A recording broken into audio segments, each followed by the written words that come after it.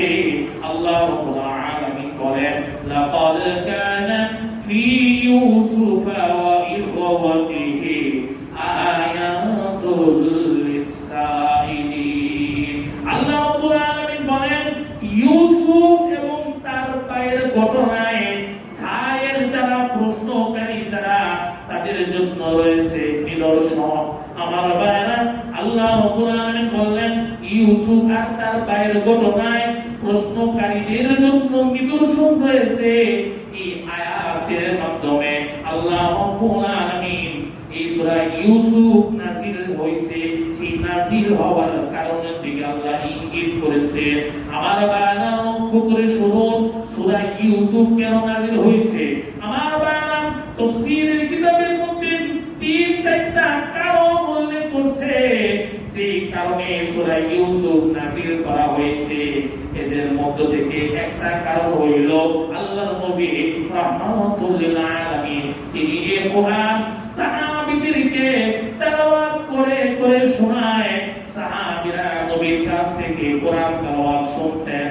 এবার সাহাবীদের মনের আকাঙ্ক্ষা, ও নবীজি আমরা তো আপনার পবিত্র জবান দ্বারা আল্লাহর কালামের তেলাওয়াত শুনি, নবী গো যদি কোনো ঘটনা আয়াত যদি আসতো, কোন নবীর আগের জামানার কোন নবীর ঘটনা যদি আল্লাহ আয়াত হিসেবে নাযিল করতো তাহলে আমরা সেই ঘটনা শুনতাম।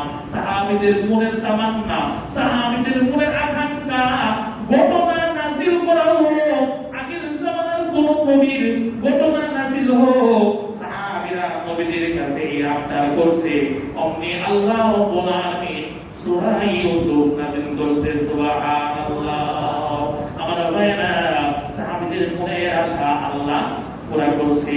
অতএব সাহাবীদেরকে যারা গালি দিবে তাদের ঈমান থাকবে না, তারা আহলে সুন্নাত ওয়াল জামাতের আকীদায় বিশ্বাসী হতে পারবে না।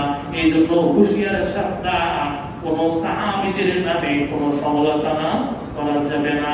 আমার ভাইরা, সূরা ইউসুফ নাযিল হওয়ার কারণ যতগুলো, এর মধ্যে একটা কারণ তো বললাম, সাহাবীদের মনের আশা আল্লাহ পুরা করছে।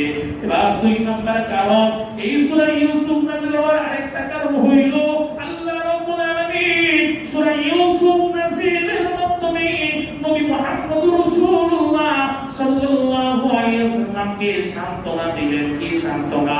ও নবী, আপনার পরিবারের লোকেরা, আপনার আত্মীয় স্বজনেরা, কুরাইশী গোত্রের লোকেরা, আপনি যে বংশে, সেই বংশের লোকেরা আপনাকে হত্যা করতে চায়, আপনাকে মারতে চায়, আপনার বিরুদ্ধে বিভিন্ন ষড়যন্ত্র করতে চায়। নবী গো, আপনি মন খারাপ করবেন না, মনটা দুর্বল করবেন না। আমি সূরা ইউসুফ নাযিল করলাম। সূরা ইউসুফ নাযিল করে আমি আল্লাহ আপনাকে জানাতে চাই যে দেখুন, ইউসুফ আলাইহিস সালাম তিনি একজন নবী ছিলেন। তার ভাইরা, বইমান প্রিয় ভাইরা তাকে কুয়াতে ফালাইয়া দিয়েছে নবী। অতএব নবী, শুধু যে আপনি নির্যাতন সহ্য করতেছেন তা না, পূর্ব জামানার নবী ইউসুফ নবীর ভাইরা তাকে কুয়ায় ফেলে দিয়েছে। আল্লাহ রাব্বুল আলামিন নবীজিকে এটা জানাবার জন্য সূরা ইউসুফ নাযিল করেছে। বলেন সুবহানাল্লাহ। মুসলমান বানাবার 3 নাম্বার কারণ কি? 3 নাম্বার কারণ হইল নবী যখন মক্কায় ছিলেন, নবী যখন বলছে আমি আল্লাহর পক্ষ থেকে নবী হিসাবে তোমাদের কাছে প্রেরণ হয়েছি, এই খবর আর মক্কায় নাই, মদিনায়ও পৌঁছে গেছে।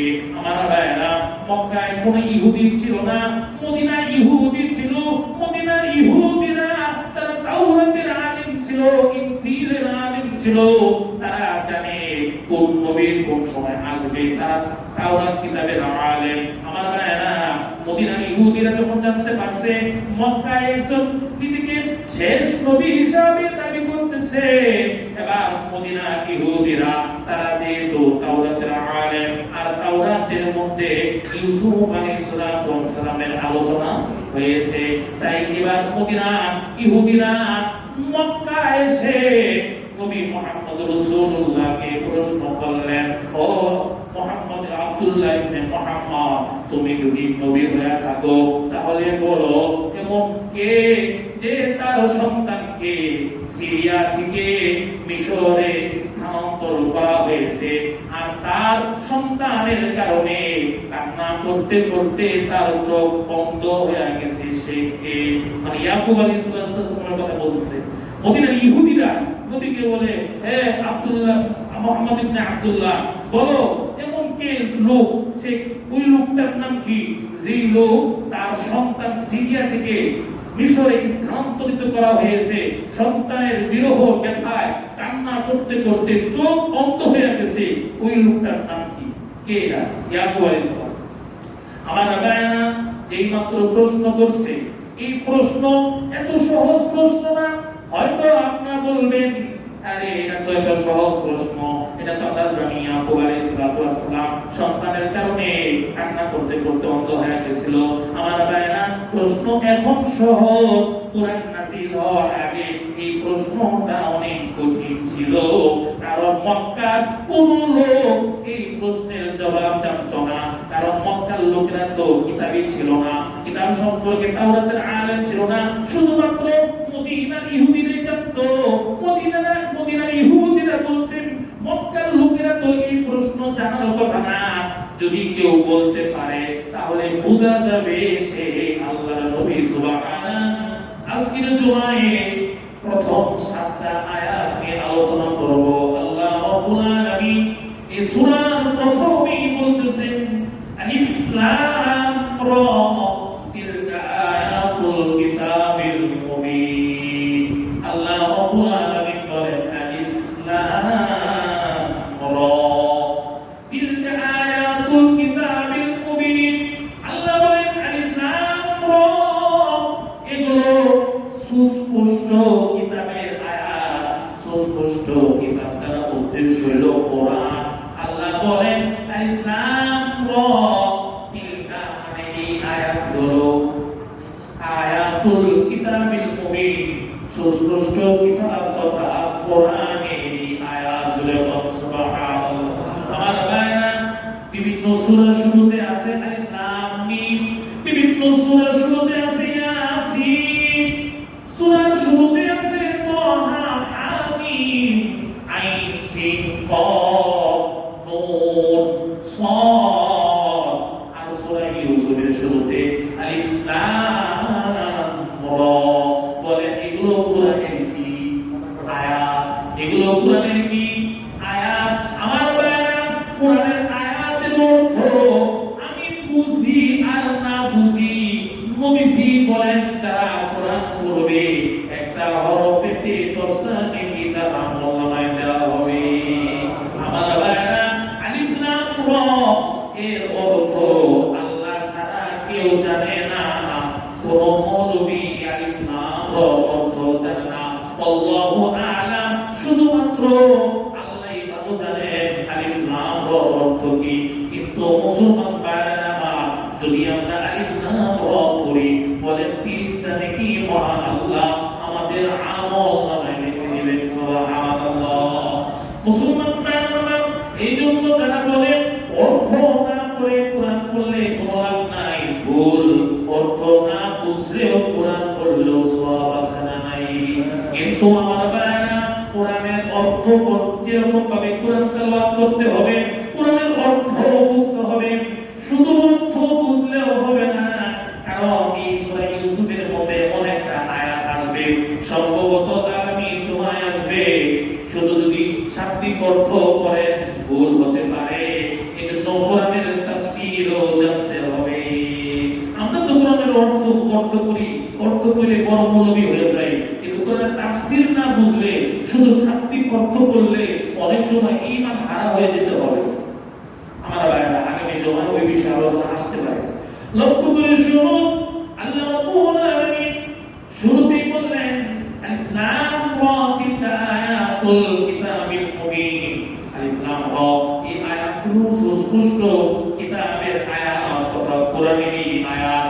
আল্লাহ রাব্বুল আলামিন বলেন, ইন্না আনজালনাহু কুরআনান আরাবিয়্যান লাআল্লাকুম তা'কিলুন।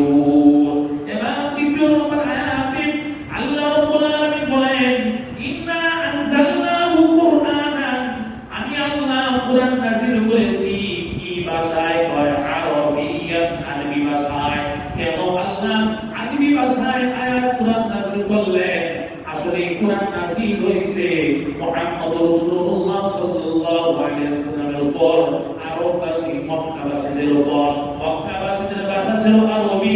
আল্লাহ বলেন হে মক্কাবাসী, তাফসীরের কিতাবের মধ্যে আছে, আল্লাহ বলেন ইয়া আহলে মক্কা, হে মক্কাবাসী, আমি কোরআন নাযিল করেছি আরবি ভাষায়, লাআল্লাকুম তাকিলুন, যাতে করে তোমরা বুঝতে পারো। জোরে বলুন সুবহানাল্লাহ।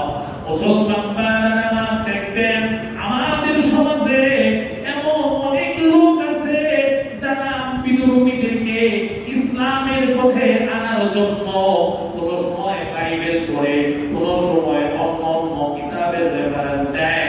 আমার ভাইরা, কোরআন যখন এসে গেছে অন্য কোন কিতাবের আর কোনো খাওয়া নাই, অন্য কিতাবের কোনো চল নাই, কোরআনের কাছে অন্য কোনো কিতাবের কোনো দাম নাই। এই কোরআন আছে, কোরআন সবার উপরে, কোরআন থেকে রেফারেন্স দিলে সেটা হবে বেশি কার্যকরী। জোরে বলুন ঠিক কিনা? আমার ভাইরা, আল্লাহ বলেন ও মক্কাবাসীরা, আমি কোরআন নাযিল করেছি তোমাদের উপর আরবি ভাষায়, লাআল্লাকুম তাকিলুন, যাতে করে তোমরা কোরআন বুঝতে পারো। আমার ভাইরা, কোরআন নাযিল হইছে, কোরআন আইছে, আর কোনো কিতাব চলবে না, শুধুমাত্র কোরআনই চলবে। অন্য কোনো কিতাবের রেফারেন্স দিয়া কাউকে মুসলমান বানানোর দরকার নাই। কোরআন হইল সবচেয়ে বড় দামি কিতাব, সবচেয়ে বিশুদ্ধতম কিতাব, আল্লাহর কালাম। কোরআন আছে, আর কোনো কিতাবের কোনো খাওয়া নাই। আমার ভাইরা, হাদিস শরীফের মধ্যে পাওয়া যায় হযরতে ওমর রাদিয়াল্লাহু তাআলা আনহু নবীজির কাছে আসছে, নবীজির কাছে এসে বলে ইয়া রাসূলুল্লাহ, ও নবীজি, আমি বনু কুরাইজা গোত্রের আমার এক বন্ধুর কাছ থেকে তাওরাতের কিছু আমি শিখেছি। ও নবী, এবার তাওরাত আমি আপনার সামনে তেলাওয়াত করি। যেই মাত্র হযরত ওমর আল্লাহর নবীকে বললেন ইয়া রাসূলুল্লাহ, ও নবী, বনু কুরাইজা গোত্রের আমার এক বন্ধুর কাছ থেকে তাওরাত আমি শিখেছি, এই তাওরাত আমি আপনাকে তেলাওয়াত করা শোনাই। যে মাত্র হযরত ওমর নবীজিকে বললেন, অমনি নবীজির চেহারা পরিবর্তন হয়ে গেছে, চেহারা মুবারক লাল হয়ে গেছে। আমার ভাইরা, ওমর নবীর চেহারার দিকে তাকায় নাই, কিন্তু সাহাবীরা নবীর চেহারার দিকে তাকায় দেখে নবীর চেহারাটা লাল হয়ে গেছে, নবীর গুসা হইছে, রাগ হইছে। আমার ভাইরা, সাহাবীরা ওমরকে বলেন, ওমর, তুমি কি নবীর চেহারার দিকে তাকাও না?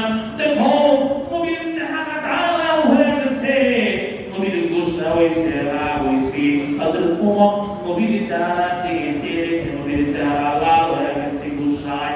আমার ভাইরা, হযরত ওমর রাদিয়াল্লাহু তাআলা সাথে সাথে তিনি বললেন, রাফিতু বিল্লাহি রাব্বা ওয়া বিল ইসলামি দীনান ওয়া বি মুহাম্মাদিন সাল্লাল্লাহু আলাইহি ওয়াসাল্লাম রাসূলা।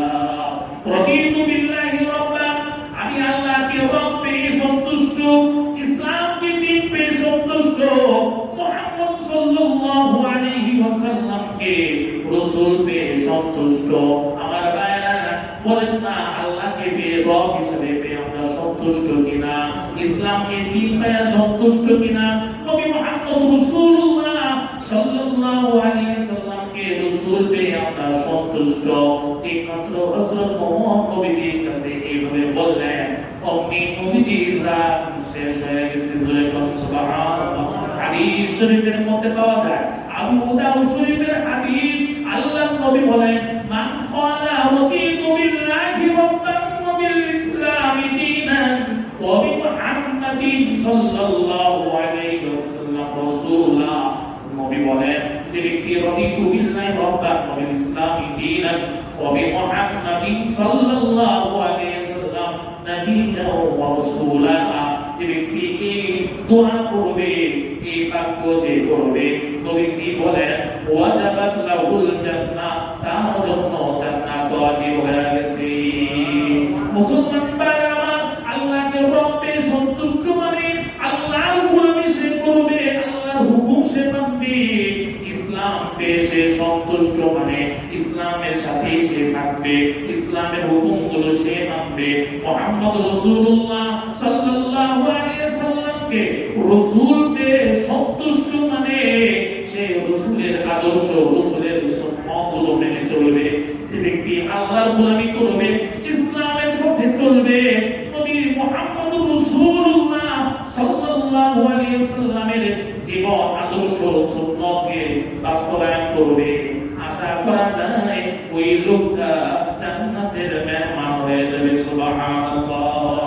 মুসলমান ভাইরা আমার, তাহলে এই হাদিস থেকে বোঝা যায় কোরআন নাযিল হওয়ার পর আর কোনো কিতাবের কোনো খাওয়া নাই, আর কোনো কিতাবের রেফারেন্স দেওয়ার কোনো দরকার নাই। মুসলমান ভাইরা আমার, কোরআন নাযিল হয়েছে, কোরআনের চাইতে আর বড় কোনো কিতাব নাই। আল্লাহ বলেন ইন্না আনজালনাহু কুরআনান আরাবিয়্যান লাআল্লাকুম তাকিলুন। আমার ভাইরা, এরপরে আল্লাহ রাব্বুল আলামিন বলেন নাহনু নাকুসসু আলাইকা আহসানাল কসসি বিমা আওহাইনা ইলাইকা হাযাল কুরআন ওয়া ইন কুনতা মিন ক্বাবলিহি লামিনাল গাফিলিন। আমার ভাইরা, সূরা ইউসুফের ব্যাপারে স্বয়ং আল্লাহ রাব্বুল আলামিন বলতেছে, ও নবীজি, এই কোরআন আপনার কাছে ওহীর মাধ্যমে, এই কোরআন আপনার কাছে ওহী করে নাযিল করার মাধ্যমে সর্বোত্তম ঘটনা আমি আল্লাহ আপনার কাছে বর্ণনা করতেছি। সুবহানাল্লাহ। তাহলে সূরা ইউসুফের ঘটনা সর্বোত্তম ঘটনা। সুবহানাল্লাহ। কে বলতেছে ভাই? আল্লাহ। আল্লাহ নিজে বলতেছে, ও নবী, এই কোরআন আপনার কাছে ওহী করার মাধ্যমে আমি আপনার কাছে সর্বোত্তম ঘটনা আমি আপনার কাছে বর্ণনা করেছি। ওয়া ইন কুনতা মিন ক্বাবলিহি লামিনাল গাফিলিন। ইতোপূর্বে এই ঘটনা সম্পর্কে আপনি জানতেন না। আমার ভাইরা, সূরা ইউসুফ, আমার ভাইরা, ইউসুফ আলাইহিস সালাতু ওয়াস সালামের ব্যাপারে নবীজি জানতো না, জানাইছেন কে? আরো জোরে কোন কে? আল্লাহ। নবী সূরা ইউসুফ নবীর ব্যাপারে নবী জানতেন না, আল্লাহ জানাইছে। আল্লাহ বলেন 3 নম্বর আয়াত সূরা ইউসুফে, আল্লাহ বলেন নবী ওয়া ইন কুনতা মিন ক্বাবলিহি লামিনাল গাফিলিন। ও নবী, এই ঘটনা আপনি ইতোপূর্বে আপনি জানতেন না, অবগত ছিলেন না। নবী অবগত ছিল না, অবগত করছেন কে? আমার ভাইরা, এবার বলুন, নবী গায়েব জানে কি জানে না? নবী যদি গায়েব জানতো তাহলে ইউসুফ আলাইহিস সালাতু ওয়াস সালামের ঘটনা নবী জানতো। আল্লাহ বলেন নবী আপনি কিন্তু জানেন না, অবগত ছিলেন না, আমি আল্লাহ আপনাকে এই ঘটনা জানাইতেছি। আমার ভাইরা, সমাজের মধ্যে দেখা যায় আমাদের সমাজে দুইটা দল আছে, কেউ বলে নবী গায়েব জানে, কেউ বলে জানে না। আমার ভাইরা, এই বিষয়ে মুসলমান মারামারি তর্ক করে।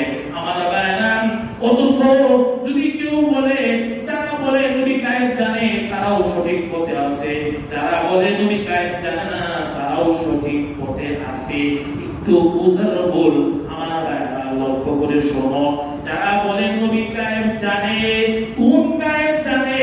আল্লাহ যেটা জানাইছে সেটাই জানে। যারা বলে জানে না, আল্লাহ জানায় নাই তাই নবী জানে না। এবার বলুন, দুনো দলের কথা ঠিক না ঠিক? দুনো দলের কথাই ঠিক, কিন্তু বুঝতে ভুল হইতেছে। আল্লাহ নবী গায়েব জানে, কোন গায়েব জানে? যেটা আল্লাহ জানাইছে। আসলে প্রকৃত গায়েবের মালিক কে? আল্লাহ। আমার ভাইরা, প্রকৃত গায়েবের মালিক হলেন আল্লাহ। আল্লাহ রাব্বুল আলামিন আমাদের কাছে গায়েবের খবর দিবেন কার মাধ্যমে? কার মাধ্যমে? নবীজির মাধ্যমে। নবীদের মাধ্যমে আমাদেরকে কি দিবেন? গায়েবের খবর দিবেন। অতএব আল্লাহ প্রকৃত গায়েবের মালিক। এখন যদি গায়েবের খবর আল্লাহ আমাদেরকে দিতে চান তাহলে কার মাধ্যমে দিবেন? নবীর মাধ্যমে। তাহলে সর্বপ্রথম মানুষের মধ্যে গায়েবের খবর কে জানতেছে? আগে নবীজি, এরপর কে জানতেছে? উম্মত। আমরা জানলাম। আমার বাংলা প্রকৃত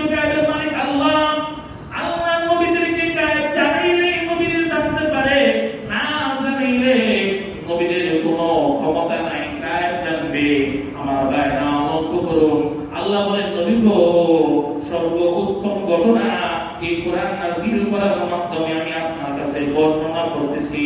ওয়া ইন কুনতা মিন ক্বাবলিহি লামিনাল গাফিলিন, এতো পূর্বে এই সম্পর্কে আপনি অবগত ছিলেন না। আমার ভাইরা এবার লক্ষ্য করুন, সূরা ইউসুফ শুরু হয়ে গেছে। এবার 4 নম্বর আয়াতের মধ্যে আল্লাহ রাব্বুল আলামিন তুলে ধরছেন, ইয ক্বালা ইউসুফ লিআবিহি ইয়া আবাতি ইন্নী রাআইতু আহাদা আশারা কাওকাবান ওয়াশ-শামসা ওয়াল কামারা রাআইতুহুম লি সাজিদিন। মুসলমান ভাইরা আমার, ইউসুফ আলাইহিস সালাতু ওয়াস সালামের বাবার নাম ছিল ইয়াকুব আলাইহিস সালাতু ওয়াস সালাম, যিনি নবী ছিলেন।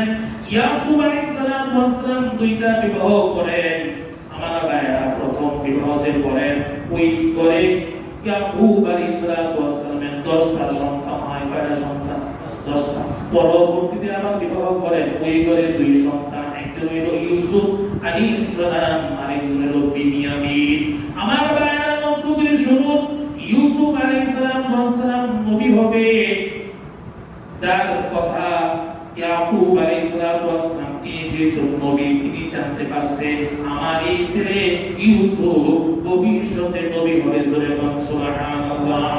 মুসলমান ভাইরা আমার লক্ষ্য করে শুনুন, ইয়াকুব আলাইহিস সালাম ইউসুফ আলাইহিস সালামকে একটু বেশি ভালোবাসতেন। এর কারণ, যত কারণ আছে এর মধ্যে একটা কারণ, এই সন্তান তিনি ভবিষ্যতে নবী হবে। সুবহানাল্লাহ। আমার ভাইরা, সন্তানদের মধ্য থেকে যে সন্তান নামাজ পড়ে, রোজা রাখে, আল্লাহর হুকুম পালন করে, নবীর সুন্নাত অনুযায়ী চলে, সাধারণভাবে স্বাভাবিকভাবে বাবা মা ওই সন্তানকে একটু বেশি ভালোবাসবে। যে সন্তানটা উশৃঙ্খল, চুরি করে, বদমাশি করে, ওই সন্তানকে বাবা মা ভালোবাসে না। বাবা মা তো ওই সন্তানকে দেখে তার চোখ জোড়ায়। যে সন্তান আল্লাহর হুকুম পালন করে, জোরে কোন ঠিক কিনা? আমার ভাইরা, আমার তো একটা সন্তান, আমার তো মনে হয় না আমার সন্তান যদি আল্লাহ বড় হইয়া আল্লাহর হুকুম পালন না করে, পরে একটা চকলেট দিত, আমার খারাপ লাগবে। আর আল্লাহর হুকুম পালন করতেছে না, আর যদি নামাজ পড়ে, রোজা রাখে, আল্লাহর হুকুম পালন করে, রাসূলের সুন্নাত অনুযায়ী চলে, এই সন্তানের জন্য মাথার ঘাম পায়ে ফেলতে কোনো কষ্ট লাগার কথা না। যেরকম ঠিক না? ইউসুফ ইয়াকুব আলাইহিস সালাম তিনি দেখেন, জানতে পারছেন তার এই সন্তান ভবিষ্যতে কি হবে? নবী হবে। এবার ইউসুফ আলাইহিস সালাম ছোটবেলায় তার বাবাকে বলে, ও বাবা, ইয়া আবাতি ইন্নী রাআইতু আহাদা আশারা কাওকাবান ওয়াশ-শামসা ওয়াল কামারা রাআইতুহুম লি সাজিদিন। ও আমার বাবা, আমি স্বপ্ন দেখেছি সূর্য, চন্দ্র, 11টা নক্ষত্র আমাকে সিজদা করে। আমার ভাইরা, এই স্বপ্ন যখন ইউসুফ আলাইহিস সালাম তার বাবা ইয়াকুব নবীকে বললেন, বাবা আমি স্বপ্ন দেখি চন্দ্র, সূর্য, 11টা নক্ষত্র আমাকে সিজদা করে। স্বপ্নের ব্যাখ্যা ইয়াকুব আলাইহিস সালাম বুঝে গেছে। এবার ইয়াকুব আলাইহিস সালাম সন্তানকে বেশি ভালোবাসতে শুরু করে দিয়েছে। সুবহানাল্লাহ। মুসলমান ভাইরা, স্বপ্নের ব্যাখ্যা কি? চন্দ্র, সূর্য দ্বারা উদ্দেশ্য কি? 11টা নক্ষত্র দ্বারা উদ্দেশ্য কি? তাফসীরের কিতাবের মধ্যে আনে, হয় সূর্য দ্বারা বাবা উদ্দেশ্য, ইয়াকুব আলাইহিস সালাম উদ্দেশ্য, চন্দ্র দ্বারা ইয়াকুব আলাইহিস সালামের স্ত্রী ইউসুফ আলাইহিস সালামের মা উদ্দেশ্য, 11টা নক্ষত্র দ্বারা 11 ভাই উদ্দেশ্য।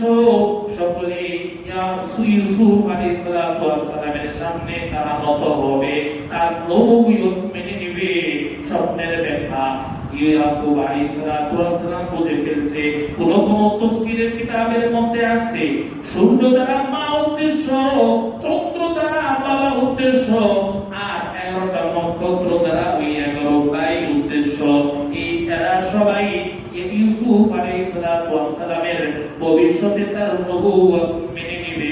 আমার ভাইরা, এই কথা যখন ইয়াকুব আলাইহিস সালাম বুঝলেন, তখন ইয়াকুব আলাইহিস সালাম ইউসুফ আলাইহিস সালামকে লোকমানকে বললেন, ইয়া বুনাইয়া লা তাকসুস রুয়াকা আলা ইখওয়াতিকা ফায়াকিদু লাকা কাইদা।